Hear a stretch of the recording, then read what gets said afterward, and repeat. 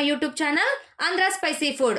ఇవాల్టి వీడియోలో నేను చేయబోయే రెసిపీ చాలా సింపుల్గా చేసుకునేటటువంటి తోటకూర పెసరపప్పు ఫ్రైని ఎలా ప్రిపేర్ చేయాలో చూపించబోతున్నాను. వీడియోని ఎక్కడా స్కిప్ చేయకుండా లాస్ట్ వరకు చూడండి. అప్పుడే నేను చేసేటటువంటి మెథడ్ ఎలా చేస్తున్నానో మీకు అర్థమవుతుంది. నా వీడియో నచ్చినట్లయితే ఒక లైక్ చేయడం మాత్రం మర్చిపోవద్దండి. ఇంకా ఎవరైనా నా ఛానల్ను సబ్స్క్రైబ్ చేసుకొని వాళ్ళుంటే తప్పకుండా సబ్స్క్రైబ్ చేసుకోండి. ఇక లేట్ ఎందుకు, ప్రిపరేషన్ స్టార్ట్ చేద్దామా మరి.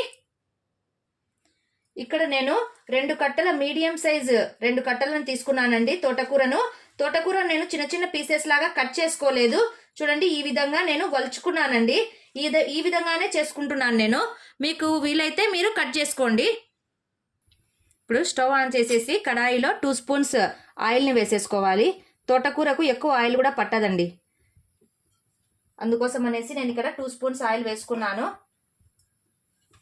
ఆయిల్ బాగా హీట్ ఎక్కిన తర్వాత జీలకర్ర ఆవాలను వేసుకోవాలండి.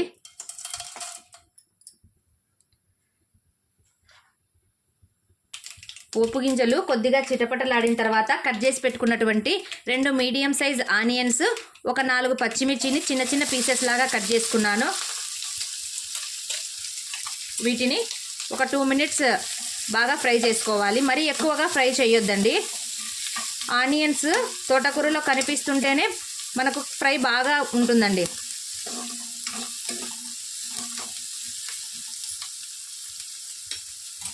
ఇప్పుడు కొద్దిగా కరివేపాకును వేసేసుకుంటున్నాను.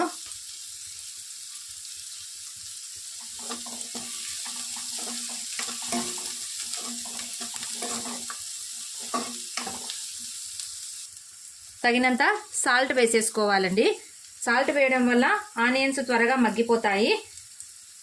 1/2 స్పూన్ పసుపు వేసేసుకోవాలి.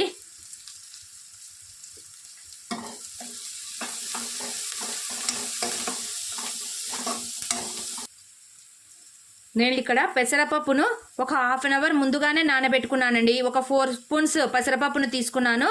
చూడండి, పెసరపప్పు బాగా నానిపోయింది కదా.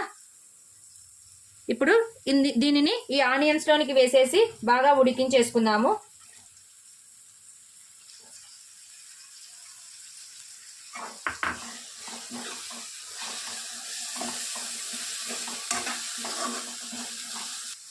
తోటకూరలో పెసరపప్పు వేయడం వల్ల చాలా టేస్టీగా ఉంటుందండి. మీరు కూడా ఈ రెసిపీని తప్పకుండా ట్రై చేయండి.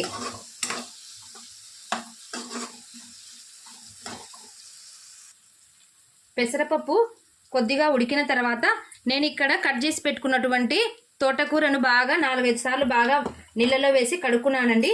కొద్దిగా మట్టి అలా ఉంటుంది కదా. ఇప్పుడు దీన్ని ఇందులోనికి వేసేసుకుందాము. ఇప్పుడు ప్లేట్ మూసేసి ఒక 3 or 4 మినిట్స్ దీన్ని బాగా మగ్గనిద్దామండి. ఈలోపు ఇందులోనికి వెల్లుల్లి కారాన్ని ప్రిపేర్ చేసేసుకుందాము. ఇక్కడ మసాలా కోసం నేను 6-7 వెల్లుల్లి రెబ్బలను తీసుకున్నానండి. వాటితో పాటు కొద్దిగా కొబ్బరిని కూడా వేసేసుకుంటున్నాను. 1 స్పూన్ మిర్చి పౌడర్ని యాడ్ చేసుకోవాలండి. మీరు కారం తగినంత వేసుకోండి చూసుకొని. వీటితో పాటు కొద్దిగా సాల్ట్ను కూడా యాడ్ చేసుకోవాలి. మనం ముందుగానే కొద్దిగా సాల్ట్ వేసుకున్నాం కదా, చూసుకొని వేసుకోండి. ఇప్పుడు వీటిని మిక్సీ పట్టేసుకుందాము. తోటకూర ఒకసారి చెక్ చేసుకొని కలిపెట్టుకుందామండి.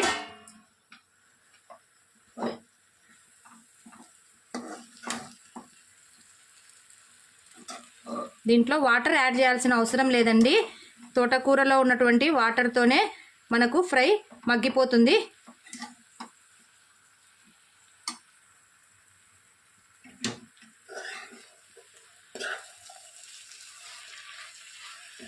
చూడండి, నీళ్లు ఎలా ఊరుతున్నాయో.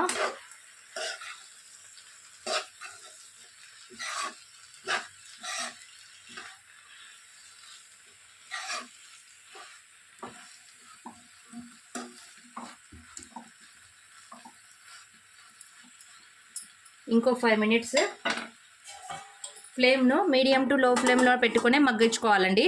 మరి హై ఫ్లేమ్లో పెట్టుకోవద్దండి. తోటకూర బాగా ఫ్రై అయిపోయింది. ఇప్పుడు మనం ప్రిపేర్ చేసుకున్నటువంటి మసాలాను ఇందులోనికి వేసేసుకుంటున్నాను.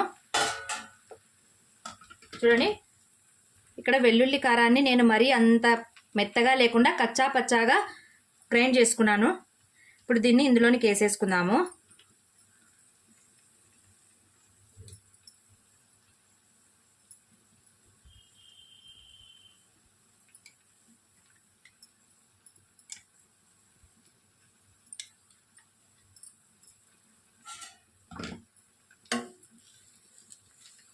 దీన్ని బాగా కలిపేసి ఒక 2 మినిట్స్ మూత పెట్టేసి సిమ్లోనే మగ్గనిచ్చుకోవాలి. బాగా కారము బాగా తోటకూరకు పట్టాలి కదా.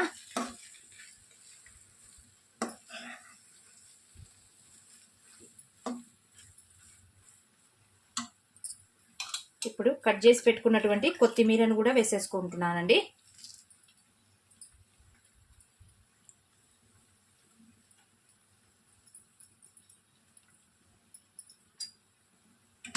ఒకసారి బాగా కలియబెట్టుకొని ఒక 2 మినిట్స్ మగ్గనిద్దాము.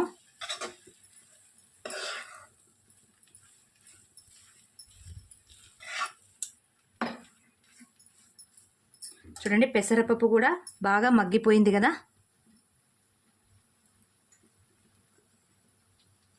చూడండి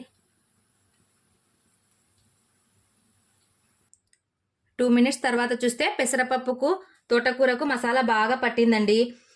ఇంకా ఫైనల్గా మనకు తోటకూర ఫ్రై రెడీ అయిపోయిందండి. ఇది రైస్లోనికి కానీ చపాతీలోనికి కానీ జొన్న రొట్టెలోనికి కానీ సూపర్ అంటే సూపర్గా ఉంటుందండి. మీరు కూడా ఈ రెసిపీని తప్పకుండా ట్రై చేయండి. నా వీడియో నచ్చినట్లయితే లైక్ చేయండి, మీ ఫ్రెండ్స్ అండ్ రిలేటివ్స్కి షేర్ చేయండి. మరిన్ని సింపుల్ అండ్ టేస్టీ రెసిపీస్ కోసం నా ఛానల్ను సబ్స్క్రైబ్ చేసుకోవడం మాత్రం మర్చిపోవద్దండి. Thank you so much for watching. Take care. Bye.